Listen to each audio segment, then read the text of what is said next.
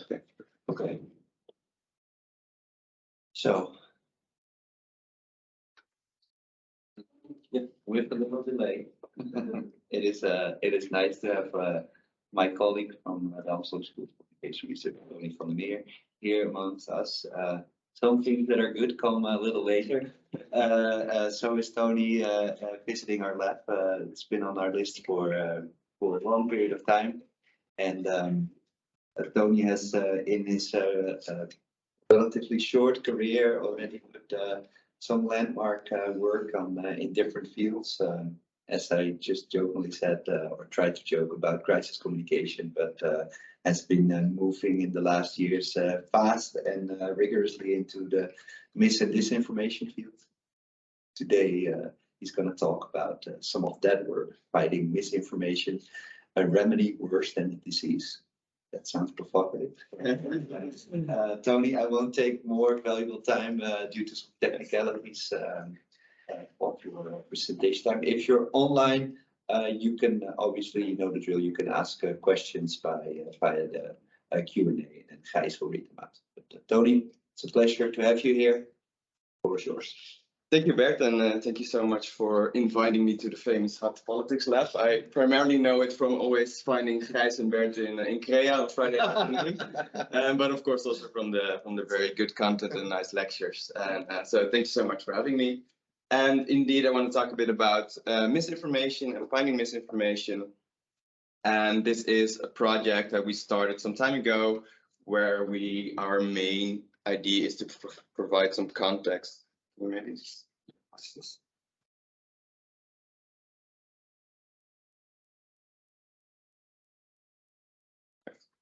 So with this line of research, we kind of want to put some more context to the literature on misinformation. We've seen a lot of studies on misinformation for a very long time. It's often about how can we debunk false information, how can we correct this.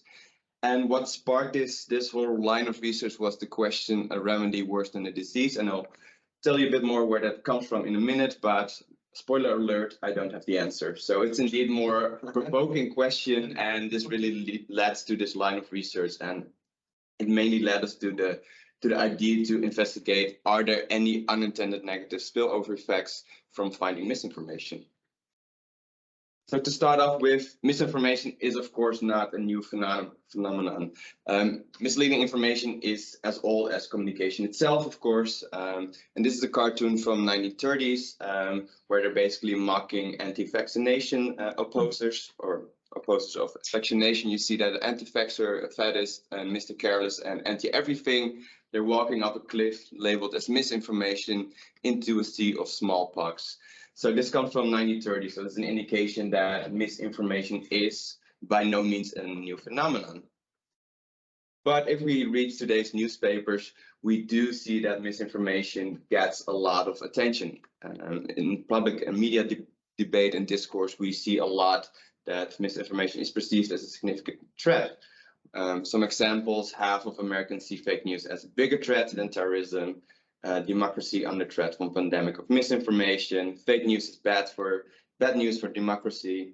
Spread of misinformation threatens democracy. Disinformation poses a threat to democracy and the global economy.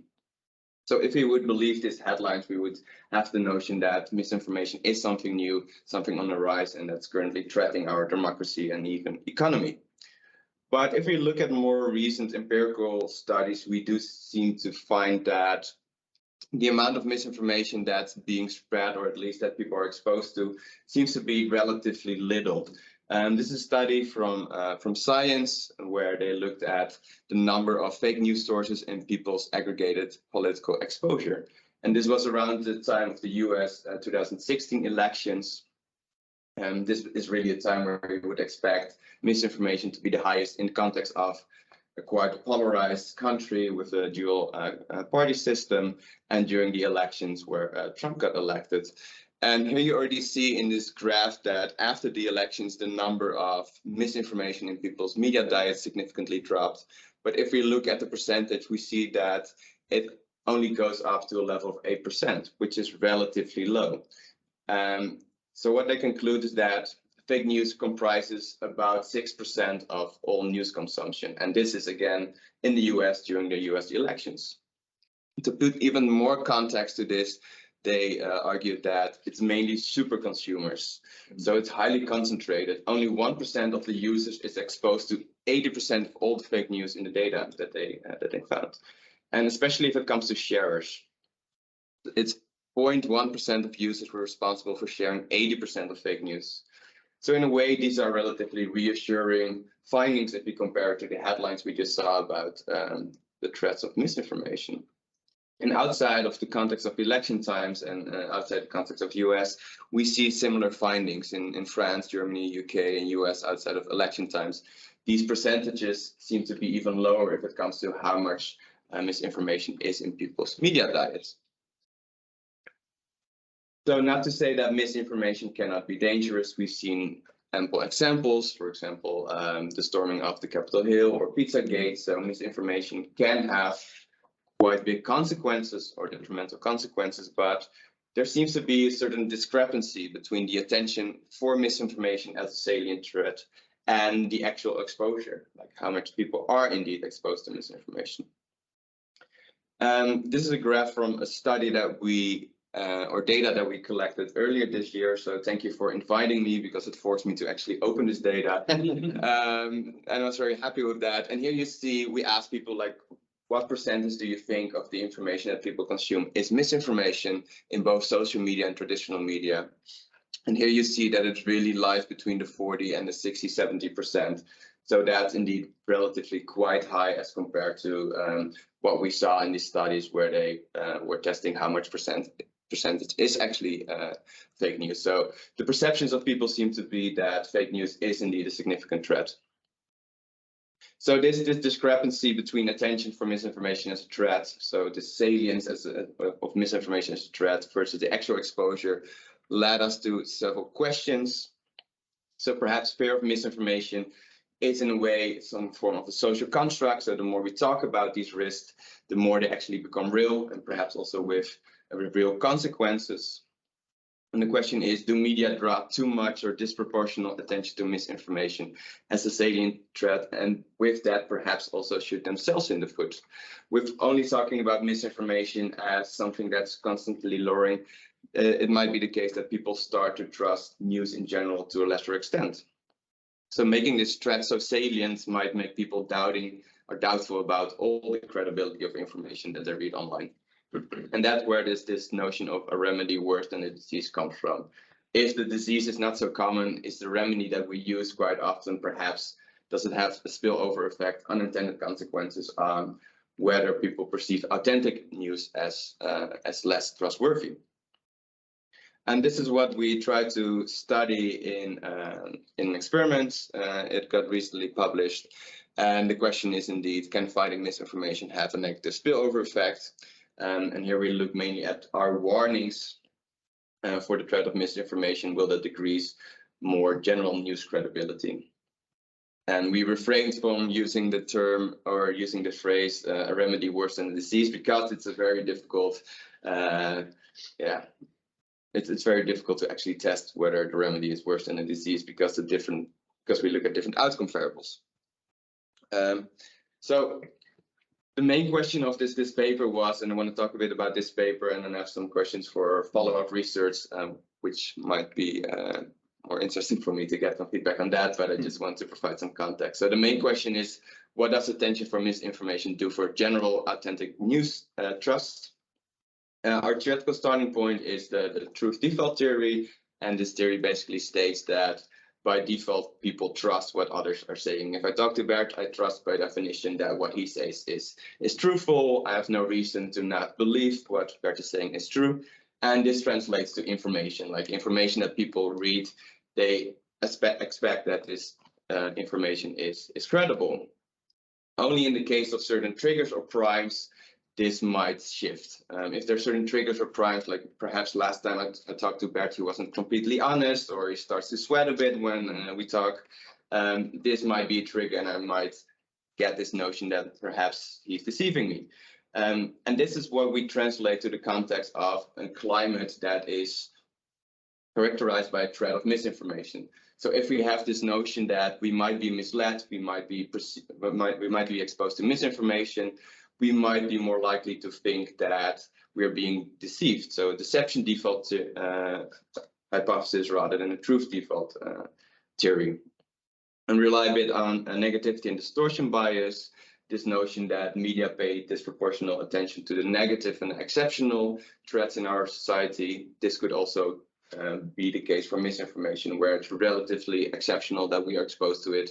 So in a way, it's perhaps a bit blown up by the news media.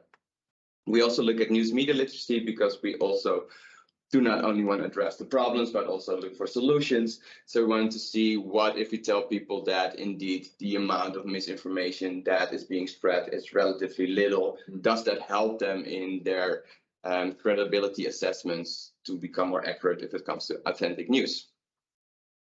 So for that, we did an experiment in the US, and our dependent variable was basically the rating of 4 factual headlines, which were based on true headlines, which were based on more factual information. And the conditions, people were either exposed to misinformation, misinformation being corrected by a fact checker, versus a warning for misinformation, but in line with the headlines we showed earlier, or I showed earlier, news media literacy intervention and control group. And we did this for 2 issues. And this is how dependent variables look like. These were the headlines. So this is an example in the context of climate change. The city had its hottest day in record this summer. 130 days later, it had its wettest. Our food consumption is fueling climate change. And for each of these headlines, we ask, okay, to what extent do you find this credible on a scale from 1 to 100? In the condition for misinformation, we showed them some information about some incorrect information about that the climate is not changing due to human behavior. In the misinformation correction, we showed misinformation as well as a correction that it was largely false. The misinformation warning was really in line with the headline shown earlier, where people are basically warned for misinformation being a significant threat. In the media literacy condition, we told people that they should not lose trust in all news because of fear of misinformation, because most of the news that they read is more likely to be credible, or at least doesn't have an intention to mislead you. So interesting. So this was done before the treatment. Yeah. So we showed this before they rated the headlines. And in the control condition, we asked them to read something about the night watch. And in the open questions, people like this article most, which also tells you something about how interested people are in this. Our results, here we see that if we look at the middle category of misinformation, that credibility assessment scores were less accurate compared to the control group in the misinformation condition, as well as in the warning condition. So both when people were exposed to misinformation, this might result in them having less accurate perceptions on the topic, so therefore also rate credible news as less accurate. But perhaps if they would recognize this as misinformation, that could also lead to the threat of misinformation being more salient. And for the warning, we also see that their credibility assessment of true headlines went down. So higher scores would be more accurate assessment of news, and lower scores less accurate. And we see less of an effect for the news media literacy because it's relatively similar to, it's a little bit higher than for the control condition, but it's of course not significant, and the correction is also not significant. If we want to talk more statistics, we can do that later, but I'll just jump to the conclusion. So what we conclude based on this is that it's not only misinformation, but also warnings about the salience or the omnipresence of misinformation can bias people's credibility assessments, where they are less accurate in seeing credible news as credible. So perhaps in a way there is a form of a deception default. If people are in a context of an environment where they are constantly alarmed by the spread of misinformation, they might be more likely to see information as deceptive rather than true. And this could even be incorrect, given that most information that we are exposed to is actually true information. This was not the case for the fact checker. And the success of the news media literacy was not so self-evident. It didn't significantly differ from the control group. If you would compare with people being exposed to misinformation was, of course, more positive. So here we have still some unanswered questions. And the main conclusion that we draw from this is that the threat of the misinformation order may not be just remedied by fighting false information, but maybe we should focus more on how can we make sure that people perceive credible news as credible, so authentic news as more legitimate news sources. So for next steps, the starting question is not per se answered because remedy worse than the disease. It's a bit difficult to say because our dependent variable here is, of course, the credibility of authentic news, whereas if we look at the consequences of misinformation, this could refer to, for example, the storming of Capitol Hill. So it's a bit difficult to say, okay, what's worse, that our information environment becomes less credible or that we have these cases where it goes completely out of hand. And I thought this was actually an interesting research note where they also looked at like the effects of fighting misinformation, and they did a simulation study based on previous studies. And what they basically argue is that given the very limited prevalence of misinformation, that interventions like fact checkers are less helpful to improve the information climate than interventions that would increase the credibility of authentic news. So if for a remedy worse than the disease, and the disease is our information climate becoming less credible, then perhaps interventions to improve credibility of authentic news would work better, and elements like warning for misinformation, that would be rather a remedy that might make the disease even worse. So if you have any ideas on how to better study this or how to answer this, that's very welcome. And next steps, this idea of news media literacy interventions, like how can we make interventions to increase trust in reliable news? Of course, telling people that there is misinformation, but it's not as prevalent as people say. This is also a trigger of misinformation. So how do you avoid this? Perhaps more longitudinal ways of training people, or maybe in high school already more media training. And together with Michael, we already did some studies on news media literacy interventions, and we've seen that it's complex at best. Like sometimes it works. It works to help to stimulate people select less negativity bias in their news consumption. We also tried it to make people select more cross-cutting media, so media that's perhaps not so much in line with their political ideology. And we actually found that that backfired, but if we tailored the interventions, it did work. I think this is mainly to highlight that it's not so straightforward. So this is really a question, or at least a puzzle that we still try to answer. How can we improve these news media literacy interventions? And that's what I want to say. And thank you so much for the attention.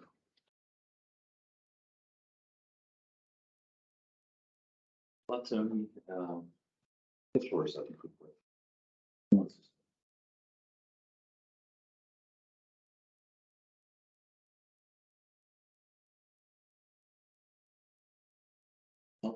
So yeah, thank you very much. It was a very interesting talk, I think, and about the effect in your first study in the US. I think it's like about 4 or 5% improvement from between the control group or the Meer literacy group and the warning or the misinformation group. Do you think that's practically meaningful, this difference, or? I think it's practically meaningful if you think about like how much people perceive this threat to be salient, right? Like if the amount of misinformation in one's diet is relatively low and they still apply their critical thinking to all the, or maybe skeptical thinking to all the information that they're exposed to, I think these small percentages can help. But yeah, it does happen in social science that these differences are a bit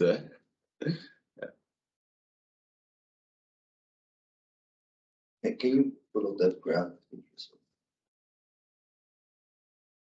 The credibility, that's. Oh. Sorry, it's too enthusiastic. And so, can you help me contextualize a little bit? But now you focus on the differences. Yeah. But So you see indeed that some move a little bit more up, or actually it's mostly downward Yeah. compared to control. But what is this point estimate of like circling around credibility of around 55 mean? Is that what is this scale? I'm just not so familiar with this credibility concept, but is that a good level or a actually worrying level? Or Yeah. that could also help to contextualize a little bit Malte's question about the effect sizes. No, I think like we talked about this truth default theory, right? And then you would actually expect if that theory would hold that in the control condition, it would be way higher. Like now they only just a bit about 50% trust what's out there. So, and that might already hint a bit towards this notion of like a deception default, or at least more people are more afraid of being deceived or so I think that's already a bit troubling. I think in most studies it tends to be a bit higher. In recent studies a bit above the 60%. Going further back it used to be even higher, so I think this decrease is already an indication, and I think we've all been talking also a lot about like the crisis of trust in media, and so I think that is already an indication that this being the starting point, like everything that brings that down is in a way also quite problematic, also answering your question a bit. So yeah, it's not an ideal starting point. So I think therefore also my one of my questions, like how can we improve this, right? Like, right. And just sorry that I keep on, but can I ask another question? Yeah.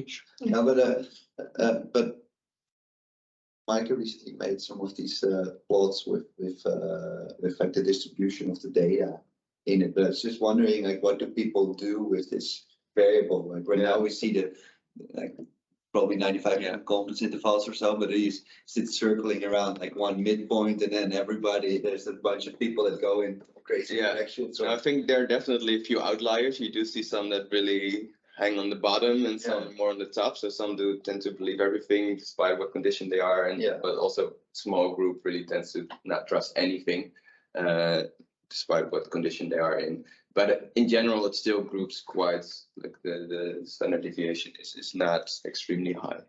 I think in this case it would be interesting to maybe plot it to get to reader a bit of a sense or feeling of what. Unless this is very, I don't know, maybe everybody say, well, credibility is just a measure we have and we know how it functions, but that's. No, but I read in similar papers, and like I was also a bit surprised by seeing that in the control condition it was already relatively low, but apparently it's quite a common finding, especially in the US. We also don't really have it's also there's no source to it, right? So it's just so in a sense it also you make it hard to really make it if you would say this is from, well, obviously the moment you start adding labels you pick up partisanship. And that's probably what you try to we try to keep it as neutral as possible, but of course a lot of the fake news also uses these labels, right? So it's also very easy to make news look very credible, and I think that's also what is very worrisome for a lot of people, that a lot of the misinformation looks like real news, and so that makes it even more difficult to distinguish what to trust and what not to trust. But we refrained from really like putting like source cues on the headlines. If you don't start varying it, you had a huge under to design. But this would make it a bit more ecological valid. Yes. Thanks. I was wondering, I really liked in the beginning you basically argued that there is some kind of a mismatch, right, between what people think about fake news, about misinformation, and how much there really is. And I was wondering, to what extent do you think that it's that the remedy should not so much be emphasizing how much misinformation there is, but how consequential misinformation can be, because that is of course what's going on, right? That some misinformation that gets widespread can be very influential and therefore very problematic, even though the percentage of misinformation is relatively low. So to what extent do you think that could be one of the solutions to more strongly emphasize that element? I think that's a very valid point, and I think that's what we need, right? That's also what we try to approach with this idea of news media literacy. Like, just warning people is perhaps not enough. You're just making people afraid, and apparently, like, maybe you want to give them some vaccine, but maybe it doesn't have to be so strong. You don't want to become afraid of everything. And so ideally you would provide some more context, you would train them and then make sure that people understand, like, okay, how often does it happen? Or if it happens, like, how can I recognize it? But apparently it's not so easy, because that's also what we try to do in this condition where we told them, like, yeah, misinformation is a problem, but you're not as likely as you might expect to be exposed to it. So be cautious that you trying to be aware of misinformation does not translate into you being skeptical towards all news, because most news that you find online doesn't have the intention to mislead you. But apparently that didn't do so much. So yeah. There's a question online, and also someone who's holding her hand up, but you can type your question in the chat box. Sorry, the Q&A box. But the question that is online is from Tobias Rorbach, who submitted his dissertation this week to the second doctoral committee. He's defending twice. And so the question is, thank you for this. What role do you think that the source cues of media coverage about misinformation play? For example, Fox News versus New York Times.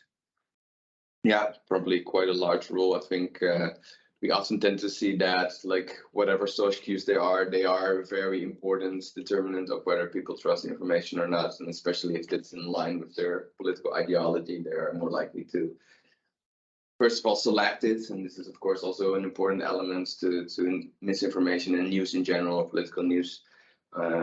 So yeah, source cues are highly important. And I think if we talk about these triggers that might stop this notion of truth defaults, like if you see a label of a news outlet that you dislike, that might be a trigger for you, especially if you hold more extreme political ideologies compared to others.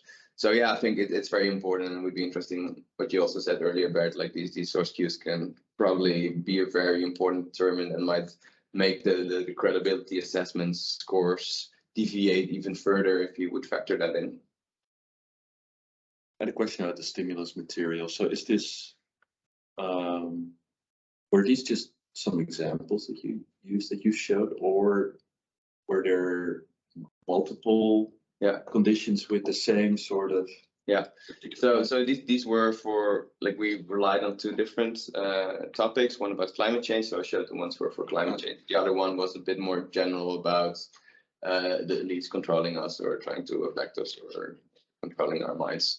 And there we tried to look at a bit more if there we also had headlines that were slightly related to the misinformation, but also deviated a bit from it, to kind of test whether this more general or just this notion of misinformation being salient would also spill over to news on other topics, and the findings were similar across different topics. Okay. Thank you. Are there any interaction effects you looked into? Yes, but I didn't make it into the paper. Interesting differences. Yeah, we did look at hostile media perceptions, and all these findings were larger for people that are held more like a hostile media perception, but the reviewers didn't like it, so it was cut out. So maybe when you look at demographics, for example, age or education level, it would be interesting for intervention things. Yeah, a good point. I think that could be a good starting point, and of course, like, we did control it for political ideology, and that had quite a strong effect on political or credibility assessment as well. Same for media trust. So that right-wing people have more credibility. Right-wing people have more credibility? No, the other way around. Oh, so it's less wing. Yeah. So the more left wing, so political ideology is scored from 1 being more conservative and 7 being more liberal. Mike. Yes, also related, you were talking about age, and I was thinking, does this also relate to really young people who use Instagram and TikTok, who not really look at maybe long articles and read them, but get their information through like famous people instead of maybe experts? So yeah, I was wondering how you think about that. Yeah, good question. Like their news consumption, of course, looks completely different, and especially if you talk about influencers, like, Yeah. this can also be a source cue, right? And like if they really like them or if they want to be like them, I don't know much about influencers, but I guess that would also make it more automatically for them to trust or to distrust things. So I think that can be a very important source cue. And it's, of course, we didn't really show very long articles. We just showed the headlines with a few lines underneath it to give a bit more context. But yeah, I think getting your news from such an environment definitely makes it a bit different. How does the rise of large language models and next generation models influence this line of research? Do you have plans to incorporate this, or is it? I didn't really have much plans in that direction, but could of course be helpful also to see, okay, if you could automatically flag some stuff, that could be interesting. What were you thinking of? No, I mean, maybe if you would, I don't know, have a group where you would say, okay, this was generated by ChatGPT or whatever, then people would trust it more or less or something. Yeah. No, I think like that again boils down to more these source cues, right? And then AI generated and like whether that's a credible source, yes or no. I'm not sure. I'm not sure if there's already research on how people perceive that, but probably, yeah. Yeah. The first graph could be quite heavily influenced by this trend, right? So, yeah. No, like if that becomes more and more present, like if it's automatically generated, that might also have a strong effect. People's overall assessment of the information climate. But I'm not so sure in what direction. Like, would you trust the computers to do better than actually, most AI experts would say it makes it a lot worse. But it's not the most common concern that ethicists in that area have. That it will basically maybe some people that are more conservative would trust ChatGPT over CNN or. No, it's more like that. It's more harder just to distinguish if something has been written by a human or by a machine, though it might be published or not. Yeah, and by definition, all these bots have their biases as well, right? And they're often written on a lot of biased text on the internet, so and they're not so transparent about that. But that's the question. Yeah, there's a little off topic, but I think relevant. The two topics you use are of course clear, right? So climate change is not man-made and elites rule the world. Both are true, right? Yeah. We can agree on.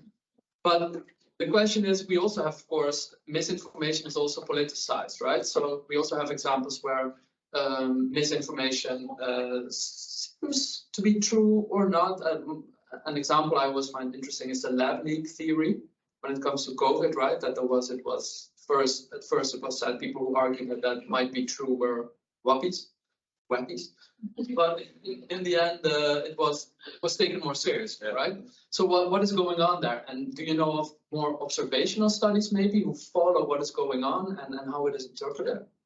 No, I think this is an extremely interesting discussion, and that makes this work also quite difficult, right? Like also labeling something as misinformation is not so easy, and we also encountered that in making the stimuli. Like that's why we use some references to statistics as well that we knew that came from reliable sources. But especially in a context where you don't really know whether it's misinformation, especially if there's no intent to spread like inaccurate information, it becomes a very delicate issue.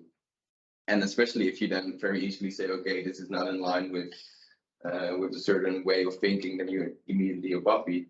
Like that's also not what you want to do. You don't want to create that divide even more. And I think that's also a bit with what I tried to say with misinformation also being a social construct. Like misleading information has been of all times, and now that we made it such a prominent label that we tend to like stick to things relatively easy, that makes us a bit afraid of being misinformed, but it can also have other consequences, what you're just referring to. And I think that's an extremely interesting research avenue. I don't know much studies that actually look at this, but you have a good suggestion of how to study this, then Thinking about it, panel Yeah. on, Yeah. but that's No, but it's very delicate, and I think that really highlights the difficulty of misinformation being a threat, and like you can just also very easily you have this theory that says like fake news as a label, like as soon as you like attach this to a journalist or a news outlet, then it's fact free, it's argument free, but you just put people in a certain corner, and it's very difficult to get out of it because it's just a label, and it's delegitimize them by definition and not with good arguments. And I think that's very scary. Could you characterize the psychological process by which people think something is credible? What sort of measures words could you use, or have you been using to describe this process? Yeah, maybe you guys can answer that better. No, yeah, I think it's quite challenging, and it's of course also a quite complex, multifaceted concept, right? Like it very much aligns with more general notions of media trust, and yeah, for more the psychological background, we really try to focus on this truth default theory that like people tend to have the notion that okay, and it makes sense, right? Like in 99% of the time you are exposed to truthful information, so you're not constantly like there are not alarm bells going off all the time. And I think that was mainly our starting point, and like unfortunately we didn't really tap into any of these more psychological elements of how people come to these credibility assessments. I think that could definitely be an interesting next step. But I think a very interesting basic step would be is to see how long people read the different conditions. yeah. I mean, we have that data. So. Yeah, exactly. So you can imagine that, I guess, a misinformation cue, people pretty quickly receive that. Yeah. So you'd think that would be expressed by short reading times. Yeah. You talk about stimuli, or you talk about the headlines? The stimuli. Yeah. For headlines could also be interesting, right? Where you immediately say no, fake news. Yeah. Everything is not something to believe, or if you really dive into the content. Yeah. Where do you question? Yeah. So I find this difference or the absence of a difference between the warning and the misinformation condition really fascinating. And what's the role of academics in this, Tony? Because there's all sorts of incentives, right? Like one misinformation initiative after the other is sort of popping up, and the journals, not only in communication but in science and nature, are full of studying, and the brightest minds are trying to debunk it. But if you're right that the volume is very small, and that all these interventions might backfire. My question would be, are we studying the right question? I think that this is a good question, and I've been thinking about this, and we often blame the media for having a negativity bias, but we as academics also have one, right? Because this gets us grants. Like if we highlight a problem, this will make it seem like more fundable. And like last year I was at ICA, and there was this big panel, and it was like there are a lot of audience, and they talked about algorithms and algorithmic biases in terms of news diversity, and all very fancy studies, and all of them kind of find that these algorithms still result in very diverse news diets, but they all ended with a warning. And I thought, like, what are we doing here? Everybody's telling the same story that is not as bad as we once expected, and we've seen it also with filter bubbles, right? So I think that's also one of the reasons that I think these types of studies are important, to provide some more context and also argue that like perhaps we are making threats feel bigger than they are, and the people who read about this do get some misperceptions as well. So then my follow-up question would be, you asked what the next sort of study could be. I think I don't know if this is a message that everybody in this literature would like. Yeah. Right. Because people also have their careers and impact based on that. I was thinking, could you not do some sort of registered reports style of paper where you might say, you know, test a bunch of these different warnings because there's more. And say, okay, so on one hand it might have positive effects, but here are some preliminary findings we had that it's actually the other way around. Yeah. That way, if you would do it in that model, you might decrease the risk a little bit. Yeah. That you get the gatekeepers who have their investment that are going to tell you that you did their warning study exactly a little bit wrong. Yeah. So, but that I think would be a nice follow-up to sort of see if you can replicate and this extent. And if it matters, does it matter with different warnings? Yeah. And different topics. And different topics and maybe some different, you know, you can credibility, sharing intention. Yeah. But I think a registered report format would be super useful for that because it's results blind. Say like, I don't care, right? Yeah. Maybe it's actually not that bad. Yeah. No, good point. Actually, like, I'm not the biggest fan of Twitter, but it's like as we talk about science communication, I did tweet about the topic, and I was also a bit afraid, like, if people would like go against it or not really buy the argument, but it was relatively well perceived, I think. Correspondents picked it up and they did an interview, which was quite nice, and also, like, in a way, you're also attacking the media a bit with these findings, right? Like, you're being a bit critical about like media blowing up something that's perhaps not as big as it is. So I was happy to also read that they were interested in it. And of course, they also engage in a lot of like meta journalism where they're a bit more critical about media in general. But it's a good idea to do it in such a format. Yeah, just to get the scope of the Yeah. answer. So maybe it's also a particular type of warning. Yeah, no, for sure. I don't have stakes in this, by the way. Yeah. Too much. No, but you get it's otherwise you get this. Yeah, but it's like no, it's this different warning that works well, not this one. Point.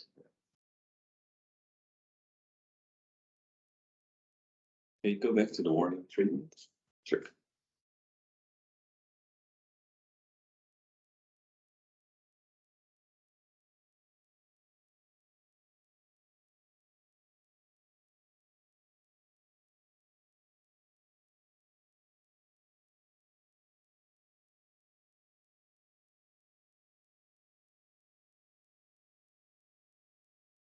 I think it's pretty long, right? But this is how people have used it before. Yeah, this was based on the articles that which I showed the headlines from the first slides. Yeah, so I guess that's an obvious criticism you probably heard before. That might just be that the interpreters or whatever you use are just. We did force them to spend a certain amount of time on this page, which is of course also very artificial, but I do think the headline kind of says it all. Yeah, I think that's helpful, but yeah, it's indeed a bit long, but yeah, but it goes, I guess, for all conditions. And the manipulation check, they did remember what it was about, so I think that indicates that at least they read it to a certain extent. So in this literature, is a distinction between mis and disinformation, right? Yeah. So,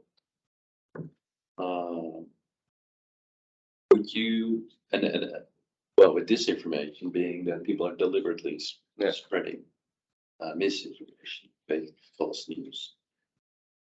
What would happen if this would be the disinformation warning treatment instead of the misinformation warning? What do you expect?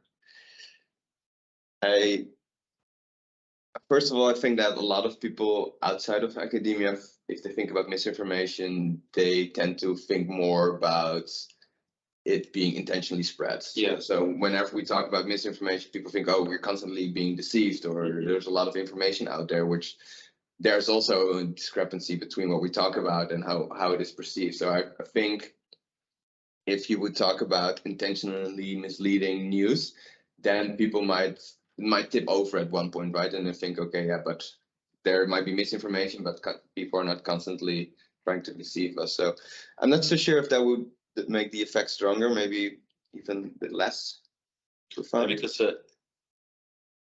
okay, it says something about intentions there in the middle, but I think this is really important for people to know whether some people are accidentally Yeah. forwarding messages Yeah. that are misinformation, they're false, or whether there's some actor deliberately feeding us with lies. Yeah, I think that would be interesting, and I think most of the, like, if we really talk about disinformation beyond it being false or factually incorrect, it often comes with a lot of like more emotional or incivil language. And I think that's also something that's often seen as an element of disinformation. So the news headlines that we had were not formulated like that. So I think that could also be interesting, right? And especially, like, not saying that a lot of news doesn't also use emotional language, especially if we talk about clickbait. The distinction between, or the step from normal news headlines to fake news headlines is also not that big. So I think that could indeed be interesting. Yeah, great. Another thought I had to study this is to maybe should just go and talk to people.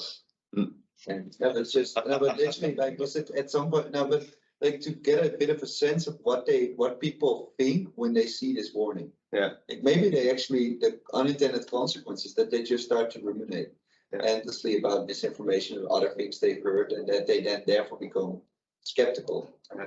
It could also maybe this warning needs to be triggered to get people more in an accuracy motivated. So as you might remember, like we had this PhD student at some point, Carlos, who tried to promote like accuracy. We think that's not so easy. No, that really worked out. But it's like I'm just curious, like just for this. So that's one line of thinking out, and the other, I know you work a little bit with Jacob, but maybe in sort of within subjects design with these warnings, you could also see with eye tracking studies a little bit what the pattern of scanning is, if people pay as much attention to it, and if you would combine that with, as Gijs earlier mentioned, thought listing or just some actual qualitative interviewing, might get a bit of a sense of where this potential backfire. It's exactly what we're planning to do. Like, they set up this whole news environment, and That's great. Yeah, so I'm very interested in it. And this pod listing, what we did do, and maybe something we still want to look into, like after each stimulus, we asked them to quickly reflect on what they just read, just to kind of make sure that they actually read it and that they thought about it. So we could also analyze that in a bit more of a qualitative way. And I did scroll through it mainly to see what the quality of the data was.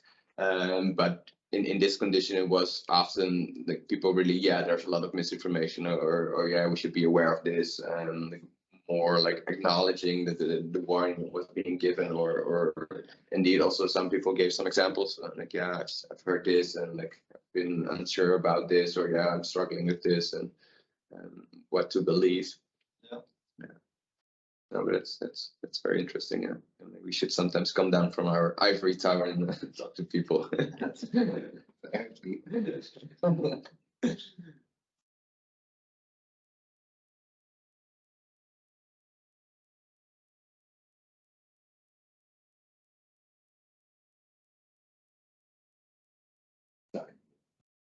a very short question. You just have to rename the initiative to the misinformation to the. There's that old initiative in our department calling about misinformation, which is important and good. I didn't say that. That's important. Life here. I know. Hey, thanks, Tony. Thank you guys so much. Great to see some of your work develop, being presented here. We have one more meeting of the year. And that is then next week, Friday. It will be hot again, but we will meet here one more time.